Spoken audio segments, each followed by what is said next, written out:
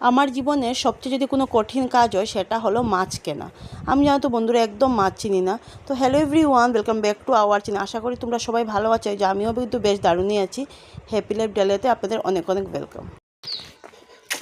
তো এই যে বাজার নিয়ে আসলাম ফুলকপি আর মাছ। এটা কী মাছ বলে আমি জানি না, রুইয়েরই হবে কিছু, অন্য কোনো মানে কাস্টের লোক আর কি, রুইয়ের। আবার যেতে হবে আজকে নবরঙ্গে আর কি, মামামের স্কুলের ড্রেস যে দোকানে পাওয়া যায়, এখানে সোয়েটার নিতে হবে।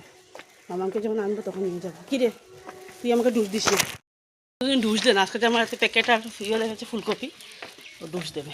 তো তো স্মেল দিকে বুঝে যায়। তো এখন গিয়ে রান্না করবো। আজকে একদম টাইম নেই, বিছানা উঠাইনি, রান্না বান্না সব কিছু ভিডিও এডিট করে সেভ করে রেখে দিয়েছি। এখন গিয়েই আপলোডে বসিয়ে দেবো, পাবলিশড হয়ে যাবে।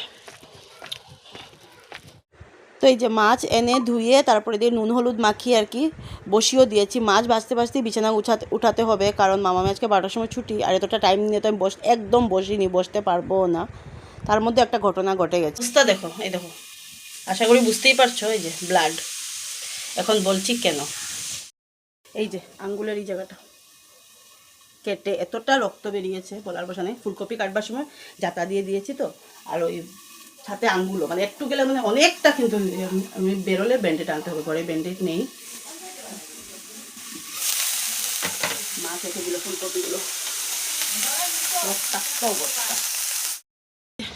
এখন যাচ্ছি, বাজে 11টা বাজে, 12টা বাজে 20 মিনিট বাকি। তারপরে নবরঙ্গে যাব। নবরঙ্গ হলো মামামের আর কি, মানে সব স্কুলেরই, কলেজ স্কুলের ড্রেস পাওয়া যায় শিলচারে। এই ডিমু শুধু দুশানো তাল চাই। রান্না বান্না সব শেষ করলাম, সব শেষ কাজ বাজ। আর রৌদ্রটা যাচ্ছে, দেখো কি রৌদ্র। আমি ছাতা নিইনি। স্কুলের ড্রেস যখন নেওয়া হয়েছিল তখন সোয়েটারটা নেওয়া হয়নি, আর ওদের আবার হুডি আর কি, তো একটা আর কি নিতে তো হবেই। তো অমিত বললো নিয়ে নাও, কারণ ঠান্ডা তো অল্প অল্প মানে চলেই এসছে, মর্নিংয়ের দিকে অল্প ঠান্ডা লাগে। তো তা বললাম যে না, স্কুল থেকেও তো বলবে, তো তার জন্য সোয়েটারটা নিয়ে নিলাম। ওরা আনতে গেছে, গরম যা গরম রৌদ্র।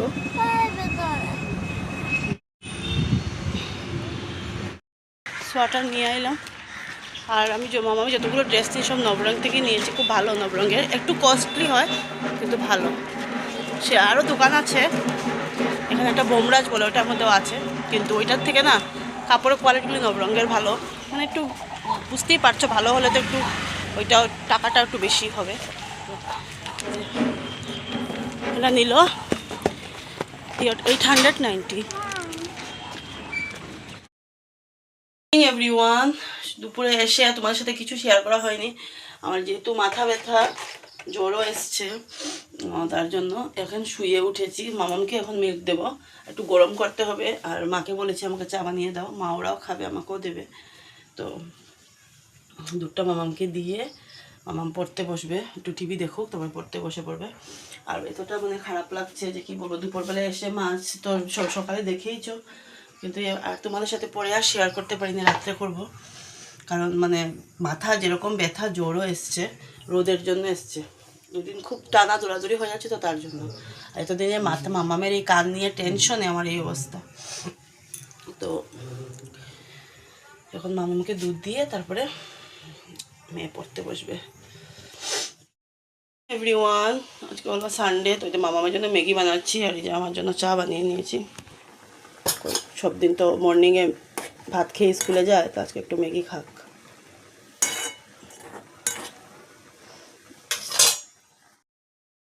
স্কুলে এতটা ভারী মানে ম্যাগি উগি দেওয়া যায় না, দিতে দেয় না। দিলে দিলে এমনি কোনো কোনো সময় দিয়ে দিই, কিন্তু মিশোরা একটু ইয়ে করে দেওয়া ঠিকও না, ময়দা তো একদম জড়ো হয়ে যায়, তো তার জন্য।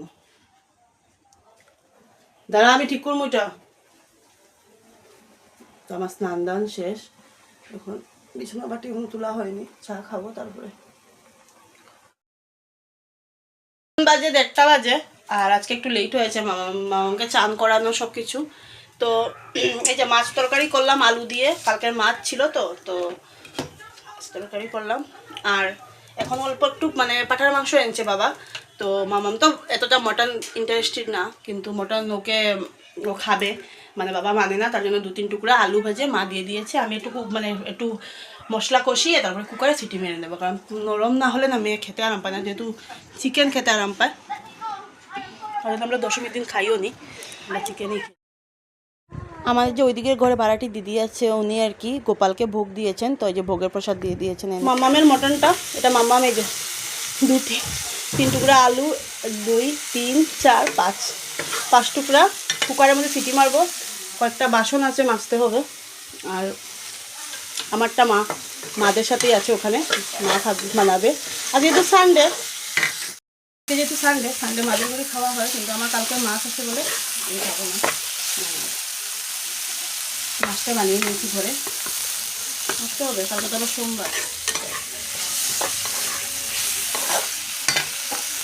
কাপড় কিছু ধুয়ে দিলাম, এখন আর আমার ওইদিকে কমই হয় যাওয়ার দরকার পড়ে, এদিকে হয়, এই রশিটাই শুকিয়ে যায়, ঠান্ডার তো।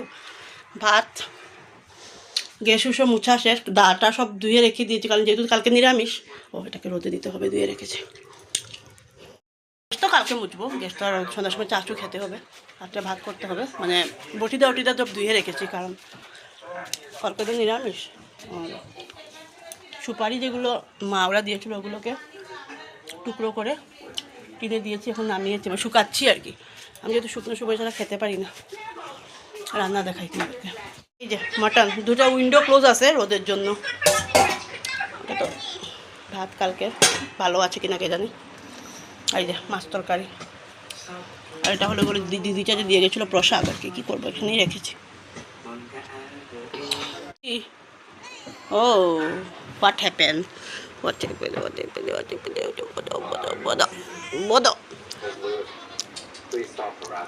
Good evening everyone. 1 ঘন্টার মতো শুয়েছিলাম, এখন বাজে 6:15 বাকি। মামামকে অল্প দিয়েছি, আমি নিয়ে বসলাম। যা গরম লাগছে কি বলবো, সাউন্ডটা কমা না। এই গরমের কথা বলে লাভ নেই, একটু শুয়েছিলাম, মেয়ে তো শুয়েনি, কারণ তার লেট করে ঘুম থেকে উঠেছে। আর এখন উঠে বললাম যে কিছু বাদানের থেকে এগুলো খা, কারণ কিছু বানিয়ে দিলে এগুলো আর খাবি না তুই।